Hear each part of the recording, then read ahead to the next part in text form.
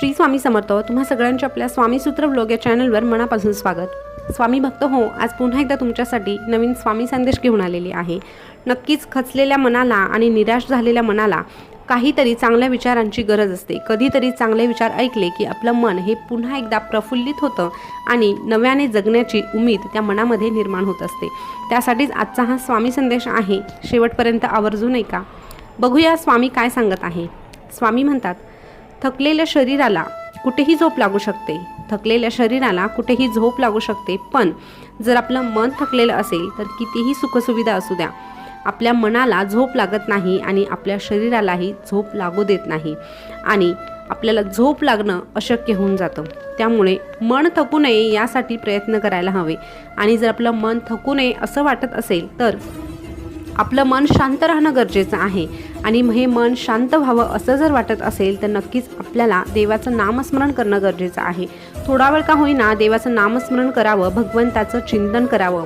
कारण भगवंताचं चिंतन केल्याने नक्कीच आपल्या चिंता दूर होतात. परंतु आपण दुसऱ्यांच्या चिंता करण्यातच आपला वेळ वाया घालवतो आणि आपली झोप कायमची गमावतो. त्यामुळे मनाला शांत ठेवा आणि शांततेने आयुष्य जगा. त्यानंतर स्वामी म्हणतात, वेळ आणि नशीब दोन्हीही परिवर्तनशील असतात. वेळ आणि नशीब दोन्हीही परिवर्तनशीलच असतात. त्यामुळे चांगल्या वेळेत कधी गर्व करू नये. चांगल्या वेळेत कधी गर्व करू नये आणि वाईट वेळेत कधीही खचून जाऊ नये. कारण वेळ आणि नशीब बदलायला वेळ लागत नाही आणि वेळ ही अशी आहे की ती प्रत्येकाची बदलत असते. त्यामुळे दोनही वेळा आपल्याला जपायच्या आहे आणि दोनही वेळांमध्ये आपल्याला शांततेने आणि संयमानेच राहायचं आहे.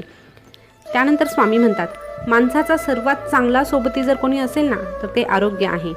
माणसाचा सर्वात चांगला सोबती जर कोणी असेल तर ते आरोग्य आहे.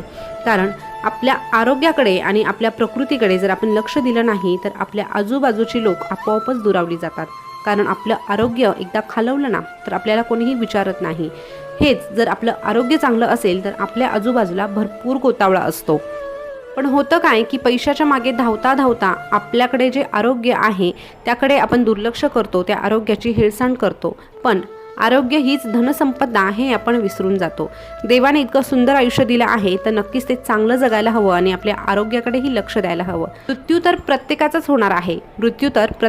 होणार आहे. परंतु हा मृत्यू जर आपण चांगल्या आरोग्याने जर स्वीकारला किंवा मग आपण कुणावरही ओझं न होता या मृत्यूला सामोरं गेलं तर नक्कीच आपल्या जीवनाचं सोनं झाल्याशिवाय राहत नाही. त्यामुळे आरोग्याकडे लक्ष द्या. त्यानंतर स्वामी म्हणतात, आयुष्य जगत असताना स्वतःला कधीही कमी लेखू नका. आयुष्य जगत असताना स्वतःला कधीही कमी लेखू नका आणि स्वतःला खूप श्रेष्ठही समजू नका. बऱ्याचदा असंच होतं, आपल्या बाबतीत काही चुकीच्या गोष्टी घडल्या की आपण स्वतःमध्ये कमतरता शोधतो, स्वतःला कमी लेखू लागतो. पण या उलट जर आपल्याकडे काहीतरी चांगलं घडलं किंवा आपण एखादी गोष्ट चांगली केली, यशस्वी झालो तर आपल्यामध्ये चा भ्रम निर्माण होतो की माझ्यापेक्षा श्रेष्ठ कोणीही नाही. पण ह्या दोनही गोष्टी आपल्याला मागे आणतात. ते कसं तर आपण स्वतःला कमी लेखतो तेव्हा आपल्यामधला आत्मविश्वास कमी होतो. आपण जेव्हा स्वतःला कमी लेखतो तेव्हा आपल्यामधला आत्मविश्वास कमी होतो व आपण जेव्हा स्वतःला श्रेष्ठ समजतो तेव्हा आपल्यामध्ये अहंकार वाढतो. आता आपल्यालाच ठरवायचं आहे की आपण जास्त खतपाणी कशाला घालायचं आहे. नक्कीच ज्याला जास्त खतपाणी घातलं जातं ते मनामध्ये जास्त उगवतं. त्यामुळे ह्या दोनही गोष्टींना आपल्याला टाळायचं आहे आणि आपलं आयुष्य हसत खेळत जगायचं आहे. त्यानंतर स्वामी म्हणतात, आयुष्यात शांत राहण्याचा एकमेव मार्ग म्हणजे ज्या गोष्टी आपण कधीच बदलू शकत नाही त्याबद्दल अतिविचार करणं तिथेच थांबवावं. बऱ्याचदा आयुष्यामध्ये असे प्रसंग येतात की आपण त्या गोष्टींचा फार विचार करतो, परंतु परिस्थिती आपल्या हातात नसते आणि आपण त्याच गोष्टींचा अतिविचार करतो आणि आपल्या मनाला खूप ताण पडतो.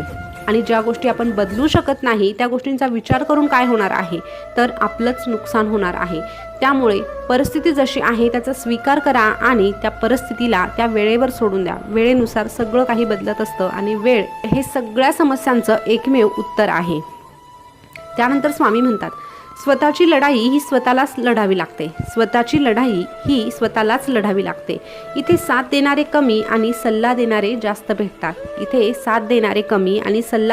जास्त भेटतात. त्यामुळे जीवन जगत असताना प्रत्येकाशी चांगलं वागा, प्रत्येकाशी चांगलं बोला.